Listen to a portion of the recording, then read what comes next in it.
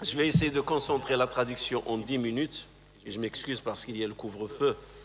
Et donc il y a une certaine intolérance parce que c'est à 23 heures, on doit être chacun chez soi. Donc je suis en train de parler d'un quart de siècle, imam en français plus. Et je tiens à préciser et toujours à clarifier cette situation, la différence entre différentes catégories d'imams. Parce qu'il y a imam et imam. Et chaque voie entreprise plutôt, c'est une voie qui a des lois et des doctrines qui la gèrent. Si tu prends un imam dont le rôle c'est gérer les 5 prières, il y a des choses qui le gèrent.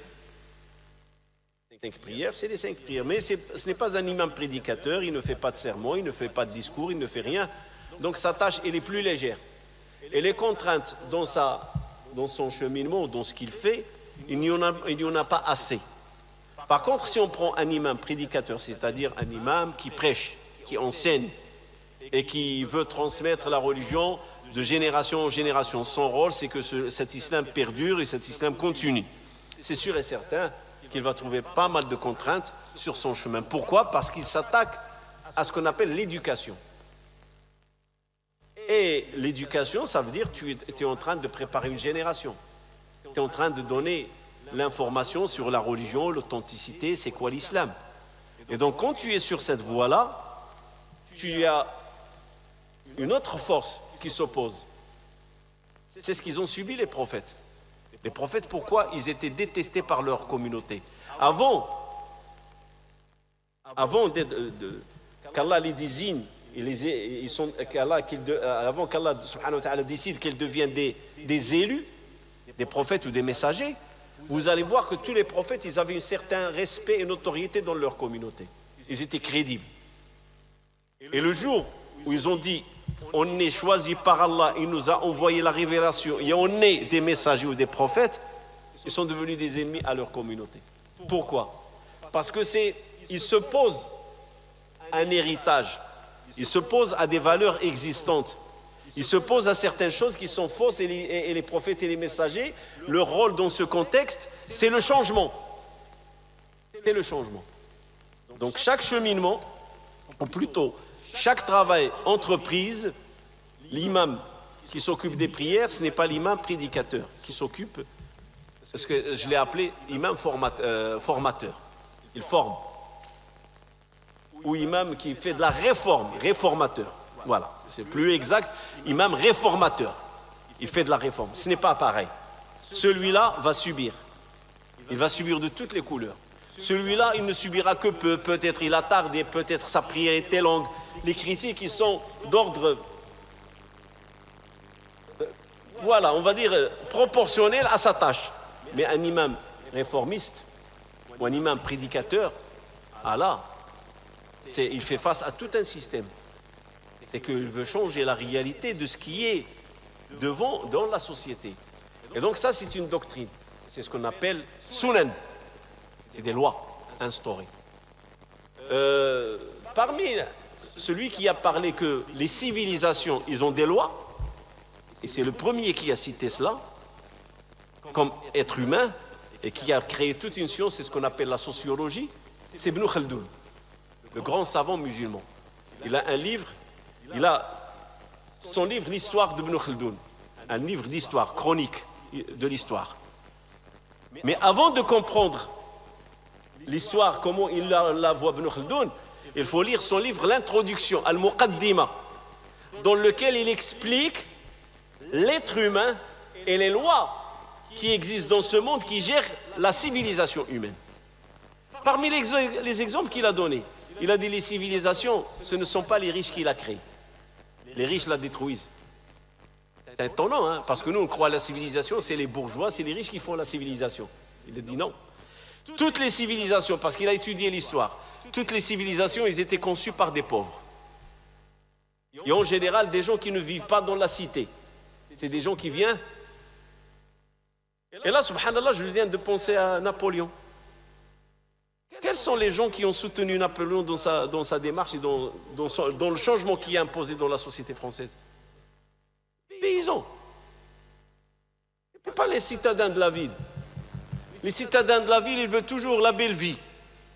On est nourri, on est blanchi, ne me casse pas la tête. On est bien. Mais qui est prêt à soulever le défi? Qui est prêt à prendre l'aventure? C'est celui qui est dans la galère.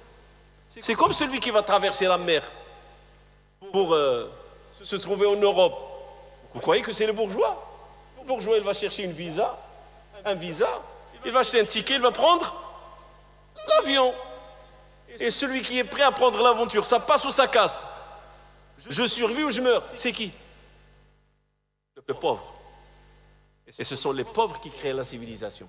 C'est l'histoire humaine, elle est comme ça, elle ne changera pas. Ça, c'est Ibn Khaldoun qui le dit. Il dit, ce sont toujours les pauvres et les paysans qui créent les civilisations. Quand tu regardes les Tatars, vous croyez que c'est des gens qui sont venus de la ville? C'est des gens qui sont venus. C'est des paysans. Et ce sont eux qui ont créé l'empire des Tatars. Ils ont gouverné l'Inde, ils ont gouverné la Chine. C'est pour ça les Ouïghours. Lisez l'histoire des Ouïghours. C'est l'histoire d'un empire, c'est l'histoire d'une royauté. Les Chinois n'ont pas oublié que ce peuple aujourd'hui qui est maltraité, c'est un peuple qui a gouverné la Chine et qui avait le pouvoir en Chine. C'était des rois. Et c'est pour ça qu'il a peur d'eux. Et il est en train de les maltraiter.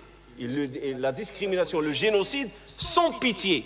Parce que les Chinois regardent l'histoire ils disent, ceux-là, un jour, ils vont revenir. Et les Ouïghours, vous les voyez, comment ça fait partie des Tatars. Ça fait partie ce qu'on appelle Maroul, des Mongols. La Mongolie, c'est les Tatars. C'était des paysans. Alors venons à l'islam. Qui a créé la civilisation musulmane? Le départ de la civilisation, c'est à Mecca. Et Mecca, c'est quoi? Ni arbre, ni rivière, ni richesse. Rien du tout. Même l'eau, il n'y a que le puits de Zemzem. Et c'est le commerce, c'est des gens bédouins. Des gens qui vivent une vie simple. Ce sont eux qui ont fait la civilisation. Le prophète sallallahu alayhi wa sallam, il appartient à cette communauté de Quraysh. Et quand est-ce qu'ils ont commencé à changer leur mode de vie? Une fois qu'ils sont partis à Médine. Une fois que l'islam a grandi, l'empire perse, l'empire byzantin, et la richesse commence à arriver vers l'islam, et on voit le khilaf al-Rashida n'a pas duré que 40 ans. Et puis il y a l'empire Omeyyade. Et après les Omeyyades, l'Abbasiyin, puis les Tatars qui sont venus déloger l'Abbasiyin, puis Salajika, puis l'empire ottoman. Toujours, toutes les civilisations commencent par des gens paysans, des gens qui ont connu la galère et des gens qui ont connu la civilisation. Ça, c'est Ibn Khaldoun qui le dit.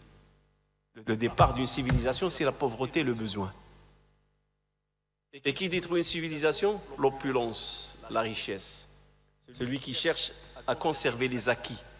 Il n'est pas prêt à perdre les acquis. Et ça, si vous remarquez l'histoire, c'est une réalité aussi. Il y a une différence entre celui qui a créé et qui va défendre ce qu'il a créé et celui qui a trouvé tout est prêt. Et celui qui a trouvé tout est prêt, il n'a pas la même notion sur les choses, sur la richesse, sur la civilisation. C'est comme les enfants et les parents. Les enfants est une chose et les parents c'est une chose. Et on ne peut pas mettre à pied égal un enfant et les parents. Un enfant, quand il traite ses parents, il te dit, ils partent, ils meurent, et alhamdoulilah, j'ai fait ce qu'il fallait.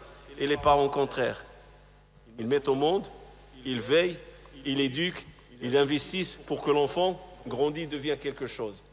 Une différence entre celui qui est en train d'investir pour te donner la vie, et toi, tu es en train d'investir envers eux pour leur souhaiter un bon départ. On continuera, Inch'Allah, mercredi. Subhana rabbika rabbil izzati amma yasifun wa salamun ala al-mursalin walhamdulillahi rabbil alamin.